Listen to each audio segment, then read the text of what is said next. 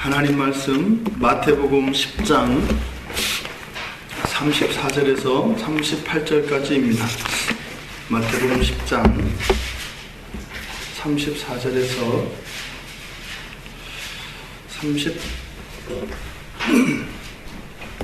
39절까지 34절에서 39절까지 우리 같이 함께 읽겠습니다. 34절부터 39절까지입니다.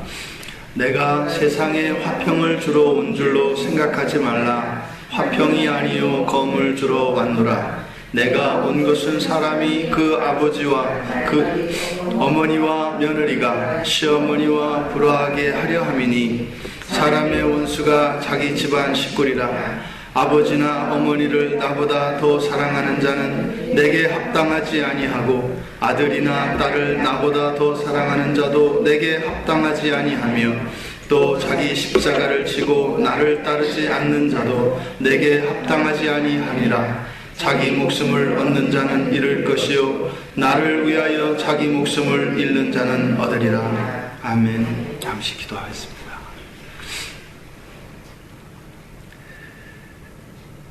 존귀하신 하나님, 이 시간 하나님의 말씀이 깨달아질 수 있도록 도와주시옵소서.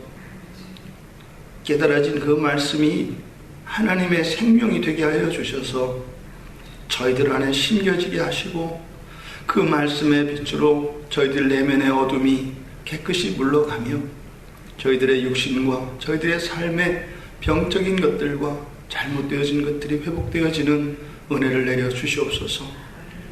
저희들의 소망은 주님의 말씀 외에는 없습니다. 이 말씀을 통하여 성령 하나님의 능력의 역사가 나타날 줄 믿사오니 믿음으로 순종하며 그 말씀을 받기를 원하는 모든 이들에게 성령 하나님께서 물 붓듯이 성령 충만의 은혜를 허락하여 주시옵소서. 감사하며 예수님의 이름으로 기도드리옵나이다. 아멘. 우리 집사님이 오셔서 옛날 제가 열린교회 맨 처음에 왔을 때 효림병원이라고 하는 군포의 요양병원을 섬겼어요. 그래서 이제 저희 아내하고 저희는 이제 그때 이제 같이 예배드리고 했던 분들을 전우라고 해요. 주일날 그때 이제 잠깐 가서 어르신들을 함께 섬기면서 그렇게 했던 기억이 가마득한데 엊그제같이 다시 나네요. 주님의 이름으로 오신 것을 환영하고 반갑습니다. 오늘 우리가 읽은 말씀 되게 마음이 아픈 본문입니다. 어떻게 평강의 왕이신 예수님의 입에서 이런 말씀이 나왔겠어요? 죄로 인해서 하늘과 땅의 평화가 깨어지고 영원한 분리가 일어나서 그것이 견딜 수 없을 만큼 너무 아프셔서 당신의 신성의 그런 영광을 버리고 인간의 피참으로 이 땅에 오신 예수님께서 어떻게 이런 말씀을 하시겠어요? 가족의 불화를 위해서 오셨다고 말씀을 하시고요. 가족이 원수라고 말씀을 하시고요. 부모와 자식을 사랑하라고 하시던 그 주님이 어떻게 합당하지 않다고 말씀하시는가 이 말입니다. 늘 말씀드립니다만 이 성경책은 우리가 학교에서 공부하는 그런 책이 아닙니다. 여기에는 예수님의 맥박이 뛰고요. 여기에는 예수님의 피가 흘러요. 그리고 여기에서는 어떤 때는 예수님께서 폭풍과 같이 진노하시고 큰 소리로 말씀하셨지만 정말 그 사랑하는 여인의 그 사랑의 미로와 같이 부드럽고 달콤하게 속삭이실 때가 있습니다. 그러니까 그 주님의 음성과 그 주님의 마음을 이렇게 가슴으로 느끼지 못하면 이 말씀이 잘못 이해되어지고 그러면 참다운 그 말씀의 생명의 능력의 역사가 우리 삶 속에서 경험되기 어렵습니다. 복음서 전체에서 어떻게 보면은요, 예수님께서 하셨던 많은 말씀 가운데 정말 이렇게 피눈물 나는 그런 말씀을 하고 계시고, 여전히 그 예수님의 말씀을 잘 깨닫지 못하고 있는 이 마태복음 10장의 본문의 맥락은 사도들을 부르신 맥락에서 지금 이 말씀을 하고 계시는 것이거든요. 이것은 무슨 말이냐면, 아직 사도들이 준비되어 있지 않아요. 이 말씀을 하셔도 이것은 현재적으로 주시는 교훈이 아니라, 사실은 예수님께서 고난당하시고요, 제자들에게 배반당하시고 십자가에 죽으시고 그 모든 것을 다 겪으시고 난 뒤에 이미 예수님께서는 이 땅에 계시지 않고 천국으로 승천하신 이후에 깨닫게 되어질 그 교훈을 지금 하고 계시는 것입니다. 근데 물론 저희들은 알 수 있죠. 그러니까 지금 이 말씀 앞에 있는 제자들보다 그것을 다 알고 있는, 계시가 완전히 드러난 그 이후를 살아가는 우리들은 이 말씀을 이렇게 가볍게 받을 수가 없는 거예요. 그 예수님이 이 말씀하실 때 그 예수님 마음에 있을 애통함과 그 참담함, 이 마음을 가지고 주님의 말씀에 우리가 귀를 기울여야 합니다. 이 말씀은 종말을 예언했던 미가 선지자의 말씀을 인용한 본문입니다. 미가 선지자는 7장 6절에서 아들이 아버지를 멸시하며 딸이 어머니를 대적하며 며느리가 시어머니를 대적하리니 사람의 원수가 곧 자기의 집안 사람이리로다. 미가 선지자가 이야기한 것은 종말의 상황을 그린 것입니다.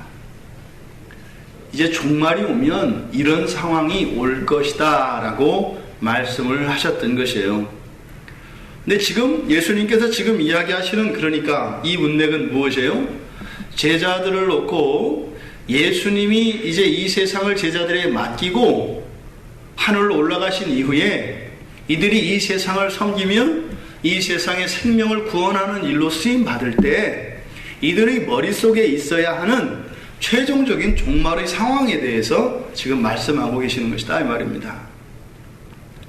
본문을 통해서 진정으로 예수님께서 제자들에게 이 말씀을 하신 의도가 무엇인지 분명히 알아야 하겠습니다. 지금 이 본문 말씀만 놓고 보면 예수님 그 성경 전체의 사상 안에서 세 개의 충돌이 일어납니다. 지금 여기서 하신 이 말씀은 맞지 않는단 말이에요, 성경의 사상과. 첫 번째로는 예수님은 메시아이십니다. 그리스도이시잖아요. 그럼 이 그리스도면 구약에 예언되어졌던 이 예언에서 자유롭지 못합니다. 아무리 하나님이셔도 하나님의 말씀에 스스로 매이셔서 그 언약을 통하여 구원을 이루시기 때문에 구약에서 메시아에 대하여 예언되었던 이런 모든 선지자들의 말씀이 메시아이신 당신 스스로를 구속한다, 이 말입니다. 이것은 능력이 없어서가 아니라 스스로 구속당할 수 있는 진정한 자유를 말하는 것이죠. 이사야 선지자가 이사야서 9장에서 메시아에 대하여 예언했습니다. 9장 6절에 이는 한 아기가 우리에게 낳고 한 아들을 우리에게 주신 바 되었는데 그의 어깨에는 정사를 메었고 그의 이름은 기묘자라 모사라 전능하신 하나님이라 영존하시는 아버지라.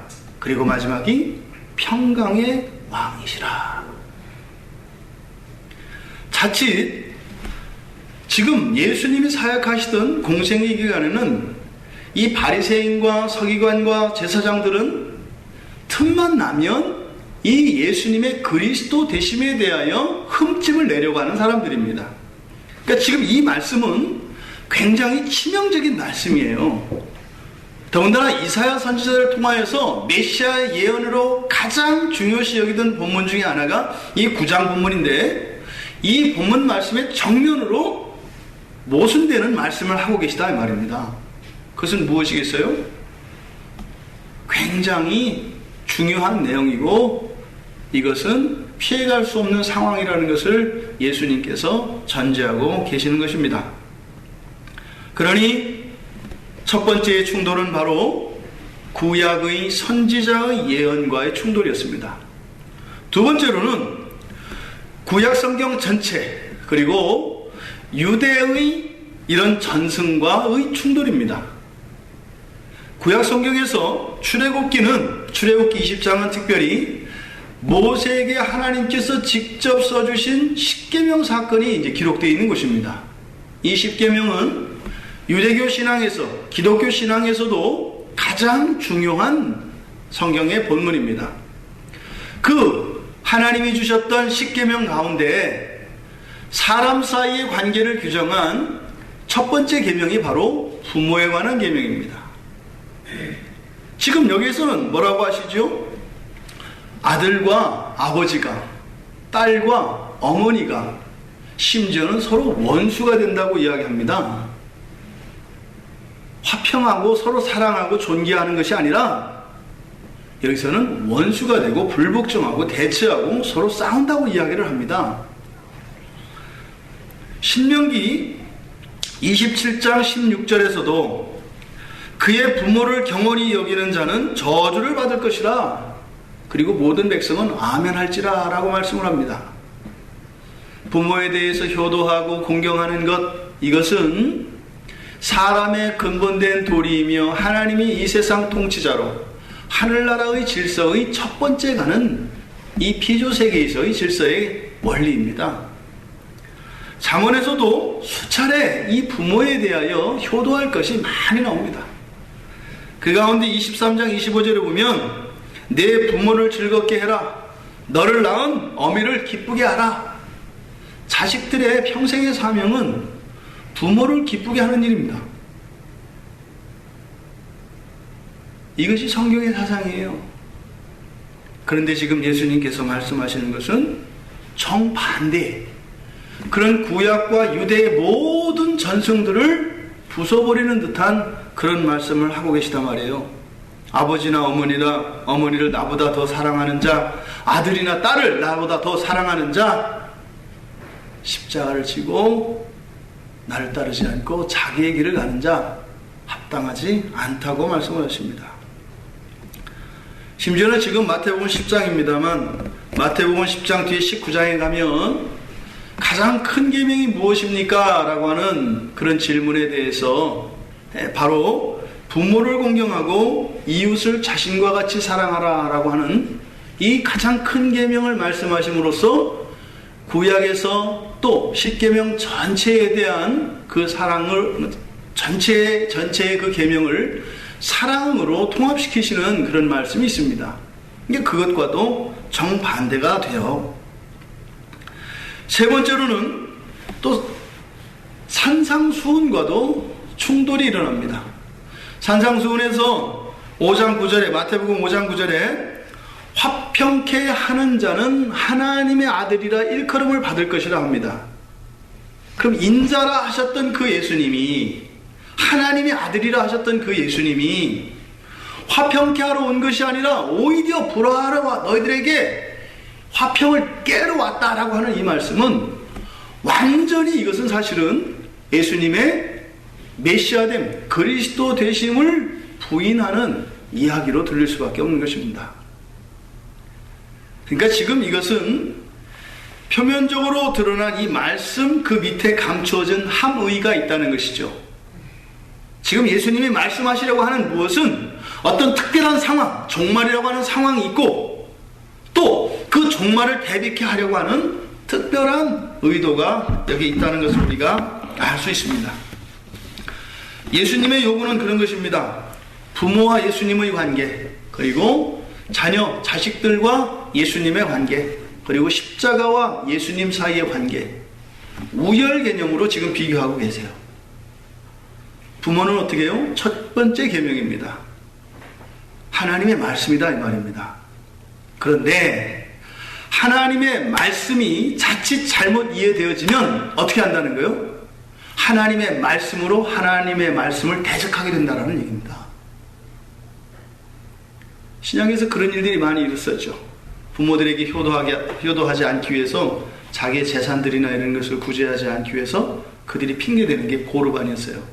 고르반은 찜 이런 거죠. 하나님 거 이런 뜻입니다. 그럼 그건 아무도 손을 못 대는 거예요.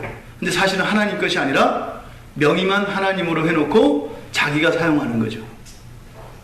하나님을 이용해서 하나님을 모독하고 하나님께 불순종했던 이런 종교적 실천들이 많이 있었습니다. 지금 여기서 이야기하는 것은 바로 예수님이 이런 것이에요.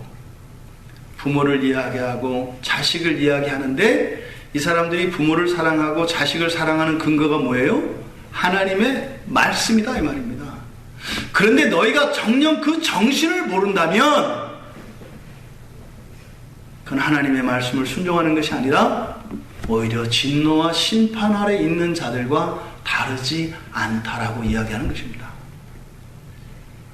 사람 사이에서 주신 이런 사랑의 계명, 부모를 사랑하고 자녀들을 사랑하고 부모를 공경하는 이런 모든 계명은 사실은 무엇을 향합니까? 영이신 하나님과의 사랑을 육체적으로 감각적으로 우리가 경험할 수 없기 때문에 우리는 영적인 피조물이 아니라 영적인 동시에 육적인 피조물이기 때문에 이 두 가지가 충족되어지지 않으면 완전하지 않습니다. 그래서 마음의 평화만 가지고 안 돼요. 목구멍이 포도청이면 행복하지 않단 말입니다. 그럴 수가 없어요. 그것은 뭐예요? 거짓된 평화고 위선입니다. 사람은 그렇게 피조되지 않았어요. 또 반대로 이런 영적인 것은 전혀 무시한 채 이런 육체적인 풍성함과 부요함이 우리에게 행복을 가져다주고 만족을 가져다줘요? 그럴 수 없어요. 만약에 그렇다면 그 사람은 그 영혼이 깨어나지 않은 사람이라는 것에 대한 반증입니다. 물질적인 풍요만으로 너무나 좋고 행복하다면 또 그것만을 추구하고 살아갈 수 있다면 자기 자신은 중생하지 않은 사람이라는 것을 스스로 나타내는 것이다 이 말입니다. 우리는 어떻게 해요? 등이 따스워야 되고요. 배가 불러야 합니다. 잠자리가 편안해야 합니다. 근데 무엇보다 우리의 영혼이 성령 안에서 하나님과의 친밀한 사귐 가운데 있어야 하는 것이에요. 무엇 하나 더 중요하다, 덜 중요하다 할 수 없습니다. 모두 있어야 합니다. 이것이 성경의 사상이에요. 근데 종말에 가면 어떻다는 것이에요? 하나님은 상관없이 하나님의 말씀을 가지고 이 세상에 바벨탑을 쌓으며 바벨의 도시를 지으며 살아가게 될 것이다 라는 것이에요. 오늘날이죠. 오늘날입니다. 하나님을 끌어다가 용병으로 쓰잖아요. 내가 원하는 소원을 이뤄야 되겠는데 내 힘으로 안 되니까 하나님을 끌고 와서 앉혀놓고 굴복시켜서 내 뜻을, 내 소원을 이루도록 마음을 바꾸려고 하는 것이 우리들이잖아요. 이 세상에 교회가 그렇게 많고 그렇게 많은 사람이 그리스도인이라 하는데 어떻게 굶어 죽는 사람이 있겠고 어떻게 거처할 집이 없어서 이 추운 겨울에 길거리에 나앉아야 되는 일이 일어나겠어요? 바로 지금 그 상황을 이야기하는 것입니다. 단지 혈연관계뿐만 아니라 예수 그리스도 안에 이미 우리가 한 영적인 가족이 되면 가족이 되거든요. 심지어는 교회가 교회끼리 서로 경쟁하며 서로가 헐뜯는 이런 일들이 그대로 일어나고 있지 않습니까? 바로 지금 여기서 이야기한 예수님의 이러한 요구는 구약과 유대의 모든 전승 그리고 하나님께서 주셨던 또 예수님께서 주셨고 앞으로도 가르쳐 주실 모든 명령들과 모든 하나님의 진리에 대해서 중심을 잃지 말아라는 거예요. 우리의 인생은 이런 겁니다. 하나님이라고 하는 천장이 있고요. 거기에 중생이라고 하는 예수 그리스도라고 하는 거미줄과 같은 끈이 있어요. 여기에 매달려 있는 게 우리 인생이에요. 하나님이라고 하는 천장에 거미줄 같지만 절대 끊을 수 없는 하지만 거미줄과 같이 얇은, 위태하게 보이는, 그리고 우리들의 생각 속에서는 그렇게 생각할 수밖에 없는 예수님이라고 하는 이 거미줄과 같은 끈이 있어요. 그 밑에요, 집도 달려있고, 자동차도 달려있고, 직장도 달려있고, 부모도 달려있고, 자식도 달려있고, 입신양명과 부귀영화가 다 달려있다 이 말입니다. 그러면 정말 더 많은 것들을 누리고, 이것은 아주 계산적으로 말입니다. 더 풍요롭게 살고자 하면 어떻게 해야 돼요? 천장에 매달려 있는 이 끈을 더 굵고 더 튼튼한 것으로 먼저 하는 일에 중심을 둬야 돼요. 왜냐하면 이 밑에 있는 것은 무한대로 매달릴 수 있는 것이 아니라 이 끈이 버틸 수 있는 한도 내에서 밑에다 매달릴 수 있기 때문에. 근데 지금 예수님은 뭐라고 얘기하시는 거예요? 너의 부모, 너의 자식, 심지어는 너희들의 일상생활의 모든 것들을 하나님은 생각하지 않고 무진장 여기다 달려고 하는데 너희들에게 유익이 되지 않는다라고 말씀을 하시는 거예요. 그러니까 어떻게 하신다는 거예요? 이 끈이 끊어질 것 같이 너무 많이 매어 달리는 것들을 어떻게 해요? 검으로 잘라버리시겠다는 거예요. 그러면 당하는 입장에서는요, 평화일까요? 영적으로 깨어있다면 그것이 하나님의 은혜인 줄 알고 오히려 그것으로 감사할 겁니다. 그런 간증들 있지 않습니까? 아, 제가 뭐 사업을 하다가 뭐 한 20억을 들어먹었는데 지나고 생각해보니까 그때 막 자살하고 이렇게 하려고 그랬는데 그때가 아니었으면 제가 예수님을 못 만났습니다. 그때 당시에는 그게 그렇게 은혜롭고 감사합니다 이렇게 되는 게 아니에요. 완전히 삶의 평화를 다 묵살내는 거예요. 어설프게 이렇게 손가락 끝을 걸치고 있던, 믿음을 가지고 있던 사람이 교회를 나오다가 그런 일을 당하면 어떻게 돼요? 하나님과 불화 속으로 들어갑니다. 여기서 말하는 것처럼 원수가 된다고요. 하나님이 원수가 돼요. 이런 일들이 우리 삶 속에 일어날 것에 대해서 예수님은 말씀하고 계시는 것입니다. 내 부모를 공경하라, 내 이웃을 자신과 같이 사랑하라 라고 하는 가장 큰 계명을 얘기하시는 마태복음 19장 19절의 말씀, 가장 큰 계명을 말씀하는데요, 그 뒤에 내용을 가면 뭐라고 얘기하시냐면 제가 다 지켰습니다 이렇게 얘기를 하거든요. 제가 다 그렇게 했어요. 근데 그 사람에게, 그 가장 큰 계명을 지킨 그 사람에게 예수님이 주신 말씀은 너에게 영생이 없다는 말씀이었어요. 이 계명을 다 지켰는데 너에게는 아직 천국 문이 열리지 않았다라고 말씀을 하셨어요. 그리고 19장 29절에서 이렇게 얘기합니다. 내 이름을 위하여, 내 이름을 위하여 이렇게 말씀하세요. 내 이름을 위하여 집이나 형제나 자매나 부모나 자식이나 전토를 벌인 자마다 여러 배를 받고 영생을 상속받을 것이다. 여기서 가장 중요한 게 뭐예요? 내 이름을 위하여. 예수는 구약에서 모세에게 가르쳐 주셨던 여호와의 보다 분명하고 확실한 하나님의 이름입니다. 하나님의 거룩하신 이름이 바로 예수입니다.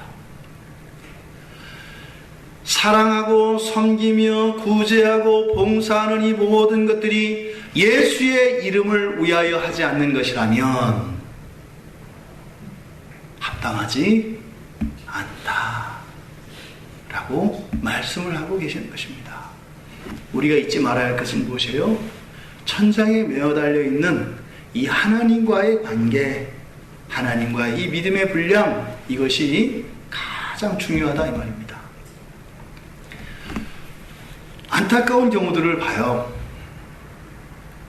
하나님은 우리들에게 이런 우상들과 이런 이방신들이 요구하는 그런 극도의 헌신과 감동스러운 이런 하나님께 봉사하는 이런 것들을 원하지 않으세요. 근데 우리 인간의 심성에서는 어떻게 해요? 그렇게 해야 좀 하는 것 같단 말이에요. 진한 감동이 있거든요. 그런데 하나님은 그런 분이 아니시죠. 오히려 무엇을 원하세요? 상한 마음과 애통한 마음을 원하세요. 우리의 마음속에 하나님의 은혜에 대한 그런 경험이 있고 감사가 있어요. 그러면 응당 그 하나님의 은혜에 반응하여 우리의 마음속에서는 헌신하고 사랑하고 싶은 마음이 나오지 않습니까? 근데 내 주변을 돌아보니 나의 형편을 보니 할 수 없어요. 그럼 어떻게 해야 돼요? 마음이 아프잖아요. 이것을 하나님께 드려야 합니다. 근데 이것을 귀한 줄을 몰라요, 사람들이. 하나님이 원하시는 건 이거거든요. 그러니까 하나님은 받으시려는 게 목적이 아니라 항상 우리에게 넘치도록 채워주시려는 것이 목적입니다. 하나님의 관심은 우리가 비워지기를 원하시는 거예요. 우리가 꽉 차서 하나님 안 도와주셔서 제가 씩씩하게 독립할 수 있어요. 이게 아니에요. 우리가 아무리 가지고 있어도 하나님은 부족하다라고 말씀하시는 거예요. 비워내는 데 관심이 있단 말이에요. 비워내는 게 무엇이겠어요? 상한 마음과 애통하는 것입니다. 제가 무엇을 해야 될지도 알겠고 어떻게 해야 되겠는지도 알겠는데 하나님 저한테는 힘이 없습니다. 저한테는 자원이 없습니다. 하나님 저에게 은혜를 주십시오. 그랬을 때 하나님이 하실 수 있도록 하늘문을 여셔서 신령한 자원들과 땅의 자원들을 공급해 주세요. 내 것으로 하는 게 아니라 무엇이에요? 하나님이 주신 것에 극히 적은 것으로 그 하나님의 일들과 그런 섬김의 사랑의 실천들을 하게 되는 거예요. 그러니까 그런 일들을 많이 하면 할수록 어떻게 돼요? 이미 더 따로 하나님께 받은 은혜가 그것에 능가하는 몇 배 큰 은혜가 있기 때문에 하면 할수록 겸손해지는 거예요. 이게 하늘나라의 원리예요. 내 안에 부요함이 커가면 커갈수록 그리고 겉으로 드러나는 이런 섬김들과 이런 것이 많으면 많을수록 나는 어떻게 해요? 그 하나님의 은혜에 눌리는 거예요. 내 안에 은혜로 가득 채워지기 때문에. 그러니까 중생한 사람들, 은혜 받는 사람들은 항상 내 안에서는 하나님은 무한대로 커가고 나는 영으로 작아져가는 거예요. 예수를 믿은 지 10년 된 사람과 20년 된 사람 차이에는 반드시 일어납니다. 그게 무엇일까요? 겉으로는 겸비함, 겸손함으로 나타나요. 그건 뭐냐면 받은 자산의 크기와 반비례합니다. 받은 게 없으면요 교만해져요. 하나님께 받은 게 많으면요 그렇게 되지가 않아요. 눌리거든요. 하나님의 은혜에. 지금 예수님께서 이 부모와 자녀와 십자가를 예수님 당신과의 사랑의 우열로 비교하면서 나의 이름을 위하여 하지 않는 그런 것이라면 그것은 나 합당하지 않다. 틀렸다가 아니에요. 틀렸다가 아닙니다. 이것은 뭐예요? 구원받지 못한다 이 말이 아니에요. 죄다, 심판을 받는다 아니에요. 합당하지 않다. 이것은 무엇이에요? 안타까움입니다. 안타까움이에요. 이제 뭐 여기는 다 청년들이니까 뭐 청년들도 공부하니까 학생들이 합당하지 않은 게 뭐냐면 조금만 더 하면 성적이 올라가거든요. 근데 거기서 안 해요. 조금만 더 하면 그러니까 많이 하는 게 아니라 수고는 거의 다 비슷하게 하거든요. 근데 조금만 더 하면 합당해요. 합당하면 점수가 올라가요. 근데 그 조금을 안 해요. 바로 문 앞에서. 그게 합당하지 않은 겁니다. 그러니까 여기서 예수님이 합당치 않다 이 말은 잘못됐다, 니들은 지옥 갈 거다, 벌 받아야 된다 이 말이 아니라 안타까움이세요. 자식을 사랑하고 부모를 사랑하고 너무나 귀하고 소중한 겁니다. 왜요? 가장 큰 계명이라고 하셨잖아요. 이렇게 사랑할 수 있는 것 너무나 귀한 겁니다. 그것으로 만족해서는 안 된다 이 말이에요. 그것으로 만족하면요 여기가 좋사오니 초막 셋을 짓지요 베드로처럼 이렇게 되는 겁니다. 그게 아니죠. 이 땅에서 누리는 것은 이 땅에서의 영화와 만족이 아니라 저 영원한 나라에서 우리는 상상도 할 수 없는 그 무한대의 만족을 바라보고 하는 것이거든요. 합당하지 않다는 너무 아깝다 이 말입니다. 뭐예요? 예수의 이름을 위하여, 예수의 이름을 잊지 말 것에 대하여 말씀하고 계시는 것입니다. 예수님이 무서운 얘기를 하시잖아요. 34절에서 화평을 주러 온 게 아니라 검을 주러 왔다고 해요. 이 검이라는 것은 죽이는 데 씁니다. 그리고 부수고 파괴하는 데 사용하는 겁니다. 그리고 또 하나는 잘라내는 데 씁니다. 이 검이 가지고 있는 의미는 이렇게 다양합니다. 그러니까 검은 죽이기도 하지만 살리기도 하지요. 지금 근데 이 문맥에서 예수님께서 화평이 아니라 검을 주러 왔다. 여기서 말하는 검은 전쟁은 아닌 것 같아요. 왜요?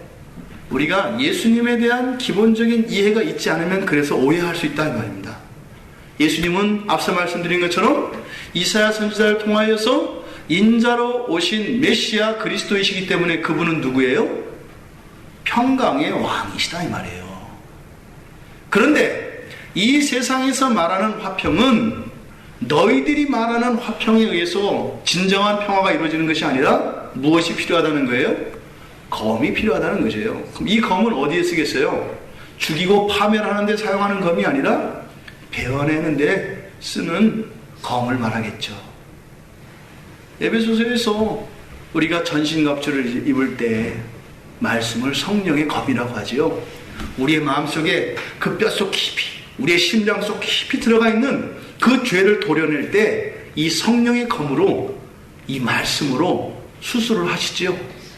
여기서 말하는 이 검은 완전한 그 평화의 화평, 이 평화에 대한 반대 개념으로서가 아니라 합당하지 않은 것을 합당하게 하기 위한 하나님의 완전한 평화의 도구로서의 검으로 의미한다 이 말입니다.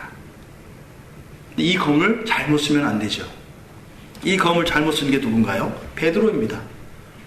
마태복음 26장에서 이제는 가룟 유다의 배신으로 예수님을 잡으러 왔습니다. 그때 대제사장 말고의 귀를 칼을 꺼내서 자릅니다. 그러니까 다 이게 유비입니다. 유비. 잘라내는 것은 맞죠. 잘라내는 것은 그런데 말고의 귀가 아니라 뭘 잘라내는 거예요? 우리 안에 있는 암과 같은 이 죄덩어리들을 도려내야 되는 것이지 이 칼을 가지고 남의 귀를 잘라내는 것이 아니죠. 베드로는 이 칼을 가지고 다른 일을 재단했습니다. 말씀은, 이 성령의 검은 어디에 사용하는 거예요? 나에게 쓰는 거예요. 말씀을 깨달으면 그걸 누구한테 쓰는 거예요? 나에게 쓰는 거라고요. 내 안에, 내 영혼에, 내 마음에 묻어있는 이런 추루함들과 나와 거의 동일시되어서 구분할 수 없는 그것을 성령의 검이 아니고서는 나의 생명을 해하지 않으며 나의 생명을 해하는 이 암덩어리와 같은 죄를 베어낼 수 있는 것은 성령의 검밖에 없어요. 다른 검을 사용하면 어떻게 해요? 생명이 손상을 당합니다. 하나님은 이 생명의 위험이 예상되면 죄마저도 용인하십니다. 우리들 다 죄가 있지 않습니까? 왜 벌하지 않을까요? 우리 안에 있는 생명을 사랑하시기 때문입니다. 예수 그리스도로 말미암아 거듭난 우리의 생명, 이 세상 사람들은 상상도 할 수 없는 그 거룩하고 순결한 그 생명, 이것이 다치지 않는 것이 다른 것을 덜어내는 것보다 더 중요한 거예요. 우리 평촌광야교회의 가장 기본적인 원리가 그겁니다.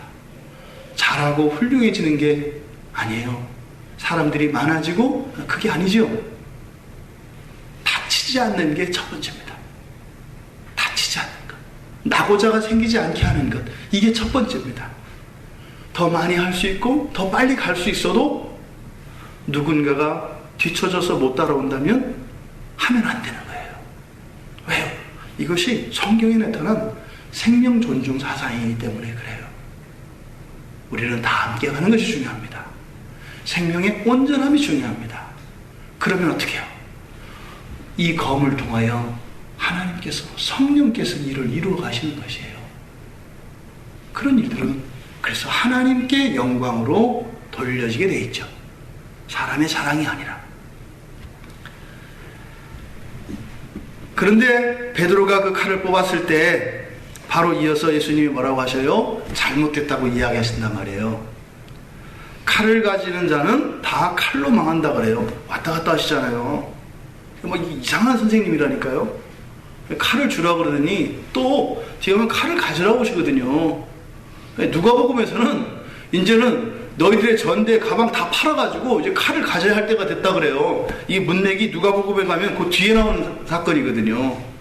그래서 저희들한테 칼 2자루 있습니다 그랬더니 그거면 됐다 이런단 말이에요. 그러니까 베드로 속에서는 이 칼을 써야 되는 거구나. 근데 마침 상황이 쫙 열린 거예요. 그냥 뽑아가지고 칼을 쓴 거예요. 그랬더니 이 돌아, 넌 아직도 그걸 못 알아듣냐 하면서 정정해 주시죠. 칼을 가지는 자는 다 칼로 망한다. 이때 가진다라고 하는 의미는 칼을 제대로 합당하지 않게 사용하는 것을 말하는 거죠. 그러면서 그와 같이 칼을 가지고 베고 부수고 하는 것은 강도들이 하는 짓이라고 이어서 55절에서 말씀하십니다. 너희가 강도를 잡는 것 같이 칼과 몽치를 가지고 나를 잡으러 왔느냐. 이 베드로는 예수님이 이야기하신 이 검에 대한 이해가 아직 안 되어 있는 거예요. 그 검을 어떻게 해요? 강도들과 똑같이 사용하고 있었기 때문에 그것을 예수님께서 바로 고쳐주십니다. 요한복음 10장에 가보면 요한복음 10장 17절에 죽어야 사는 신비에 대해서 예수님이 말씀을 하셔요. 그러니까 검은 누구를 죽여서 생명을 살리는 게 아니라 뭐예요? 그 검으로 나를 찌르고 내가 죽었을 때 내가 살아난다는 거죠. 요한복음 10장 17절에 내가 내 목숨을 버리는 것은 그것을 내가 다시 얻기 위함이니 내 목숨을 버리는 것은 내 목숨을 다시 얻기 위함이니 이렇게 얘기한단 말이에요. 앞에 있는 내 목숨은 무엇이겠습니까? 참 하나님이신 하나님이 사람의 인성과 함께 겸비하여 완전한 하나님의 형상이 아니라 불완전하지만 온전한 사람의 모습으로 함께 있는 그 생명을 이야기하는 것이고, 뒤에서 이야기하는 그것을 다시 얻는다는 것은 그것을 지칭하긴 하지만 어떻게 해요? 예수님 안에 있는 이러한 인성이 완전한 신성으로 변화되어지는 것을 말합니다. 바로 이 검은 나를 향하여 그 말씀의 검으로 내가 죽을 때 내가 완전한 생명을 얻게 된다고 말씀하시는 것입니다. 그런데 이 요한복음 끝에서 이어지는 말씀이 이로 말미암아 아버지께서 나를 사랑하시느니라 라고 말씀하십니다. 지금 평화에 대해서 이야기를 했습니다. 그랬더니 검에 대해서 말씀을 하셨고요, 불화에 대해서 말씀하셨고요, 원수에 대해서 말씀을 하셨습니다. 그리고 부모 사랑, 자식 사랑, 이것이 하나님, 예수님보다 먼저 그것과 상관없는 것들이라면 다 합당하지 않다. 합당하지 않다는 것은 틀리지 않다 이 말입니다. 불완전하다 이 말입니다. 그것을 온전케 하는 것이 무엇이다? 검이다 라고 얘기를 하시는 거예요. 이 검은 말씀이고 성령의 검인 것이죠. 이렇게 해서 생명을 이렇게 온전케 하시려고 하는 그 목적, 지금 이 말씀의 문맥은 제자들을 부르시는 문맥이 있어요. 사도들을. 그러니까 이것은 장차 이 세상에 예수님이 오실 때까지 그리스도의 제자로 살아갈 모든 이들에게 주시는 말씀이에요. 이 끝이 무엇이에요? 아버지께서 나를 사랑하시느니라. 끝이 너무 허무한 것 같이 끝나요. 의미를 모르는 사람들은. 이렇게 엄청난 구약과 이런 하나님이 선지자들의 또 예수님이 산상수훈을 통해서도 천국 복음에 대하여 이야기하셨던 이런 것들과 충돌되는 것 같은, 그게 자칫 잘못하면 당신의 그 그리스도 되심, 메시아성 자체의 근거가 무너질 수 있는 위험한 발언, 그리고 스스로 자기 모순적인 말씀을 하시면서 그 의도를 따라가 보니까 완전한 것을 추구하는, 완전한 생명을 위해서 말씀하셨다는 것까지는 좋았는데 다른 복음서들과 연결해서 끝을 가보니까 끝은 뭐예요? 이로 말미암아 아버지께서 나를 사랑하시느라요. 우리들한테는 별거 아닌 것 같은 이 말씀이 가장 중요하다고 말씀하시는 것이죠. 우리가 이 세상을 살아가며 하는 모든 것, 선한 것이든 악한 것이든 모든 것, 이 모든 것이 선이냐 악이냐, 바른 것이냐 틀린 것이냐라고의 기준은 어디에 있냐면 하나님과의 사랑에 유익이 되었는가 그렇지 않은가로 나뉘는 것입니다. 로마서 8장 28절이 제가 굉장히 마음에 두는 말씀인데요. 많이 또 일반 그리스도인들이 많이 오해하는 말씀이에요. 합력하여 선을 이룬다고 하는 이 말씀, 이거는 뭐냐면 보통 힘을 합쳐서 일을 한다 이렇게 생각하거든요. 그런 말씀이 아니에요. 합력하여 선을 이룬다고 하는 말씀은 무엇이냐면 내 안에 있는, 그리고 내 삶 속에 있는 선한 것과 악한 것, 의로운 것과 죄된 것, 이것들을 한데 반죽을 해서 이게 합력하여예요. 합력한다고 하는 의미는 좋은 것을 힘을 합한다 이런 의미가 아니에요. 버려야 될 것, 썩을 것, 감추고 싶은 것, 부패한 것, 또 내 안에 하나님의 은혜로 새롭게 되어진 것, 착하고 선하고 아름다운 것, 이 모든 것을 합력하여 선을 이루시느니라. 우리 안에 있는 죄마저도 하나님께서 다 선으로 바꾸신다는 것이에요. 그 선이 무엇이에요? 하나님을 사랑하게 만든다 이 말입니다. 구약에서 우리가 하나님을 경외할 수 있는 이유에 대해서 용서를 경험함으로써 하나님을 경외할 수 있다고 얘기를 합니다. 그래서 구원을 이야기할 때 회개를 이야기하는 게 무엇이냐면 회개를 통해서 하나님의 용서를 경험해야 하나님이 얼마나 위대한 분이신지를 알아요. 그래서 그 사랑을 믿고 그 사랑에 전적으로 의탁할 수가 있게 되는 거예요. 바로 하나님의 은혜에 대한 경험, 이것이 있게 하는 게 사실은 우리 안에 있는 죄입니다. 그러니까 현실적으로 우리가 이 세상을 살아가면서 하나님의 은혜를 누리고 하나님의 사랑을 느낄 수 있는 그 수단이 뭐예요? 우리 안에 있는 죄라고요. 우리가 가장 혐오하고 가장 미워해야 되는, 왜요? 하나님과 우리 사이를 가로막으니까요. 하지만 이 죄, 하나님과 우리 사이를 가로막는 이 죄 때문에 하나님은 그 죄를 통하여 오히려 하나님 앞에 나오게 하신다고요. 기가 막히죠? 마귀가 하와를 꼬드겨가지고 죄를 짓게 해서 하나님 사이를 이간시켜놨어요. 그래서 아싸 했죠. 쫓겨날 때 그래서 마귀를 데리고 잔치했을 겁니다. 대박 났다고. 근데 어떻게 해요? 하나님이 걱정다라고 가만히 계신 거예요. 그러더니 어떻게 해요? 네가 그럼 제일 자신 있어 하는 그 죄, 그 죄를 하나님이 어떻게 해요? 그거를 반죽해서 그걸 하나님의 의의 도구로 삼으신다는 거예요. 그러니까 이제 마귀는 미치는 겁니다. 마귀는 보통 이제 카드 돌려맞고 살거든요. 돌이킬 수가 없어요. 자기의 제일 강력한 무기라고 생각했던 죄를 통해서, 불순종을 통해서 사람을 하나님과 사이를 이간시켜 놓고 하나님부터 떼어놨는데, 하나님은 그래 네가 제일 자랑스러워하는 그 행복이 그 죄를 이용해서 하나님은 오히려 멀어지게 하는 게 아니라 그것을 통해서 하나님께 나가게 해요. 미칠 노릇이죠. 여러분들이 어떻게 하나님 만나셨어요? 죄 때문에 만났어요. 죄를 모르면 하나님 못 만나요. 이러한 종말이 가까워 올수록 예수님은 또한 이중적으로 이 본문 말씀을 통해서 어떻게 해요? 이런 사랑의 계명이 다 무가치한 것이 되고 이런 사랑의 질서가 깨어지는 날이 올 것이다 라고 말씀하고 계시는 것입니다. 바꿔 말하면 무엇이겠어요? 부모님을 공경하고 부모님을 사랑해야 합니다. 우리의 이웃을 사랑해야 합니다. 우리의 자녀들을 사랑해야 합니다. 그런데 그것은 합당하지 않다고 합니다. 그럼 어떻게 합당하게 한다고요? 예수의 이름을 위하여 먹든지 마시든지 무엇이든지 그의 영광을 위할 때 합당한 것이 된다고 해요. 지옥에 가지 않은 것으로 만족해서는 합당하지 않다는 거예요. 그래서 너희들을 부른 것이 아니라는 거예요.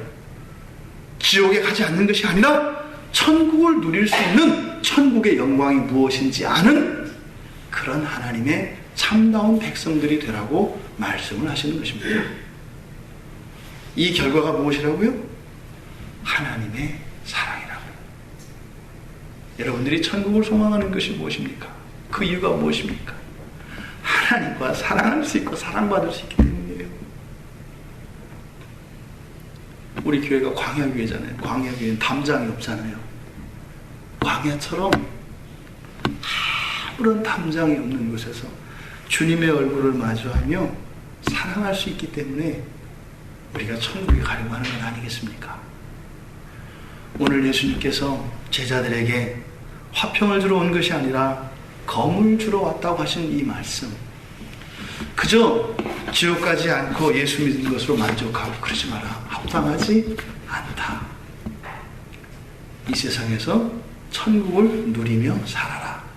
하지만 그것의 가장 궁극적인 목적은 하나님을 사랑하고 하나님으로부터 사랑을 받는 것임을 알아라. 이것은 무엇이냐면 하나님의 사랑을 받는 것이 그 이 세상에서 누릴 수 있는 모든 기쁨과 모든 영화보다 훨씬 더 큰 것인데 이 세상에서 사는 동안은 그를 잘 모른다.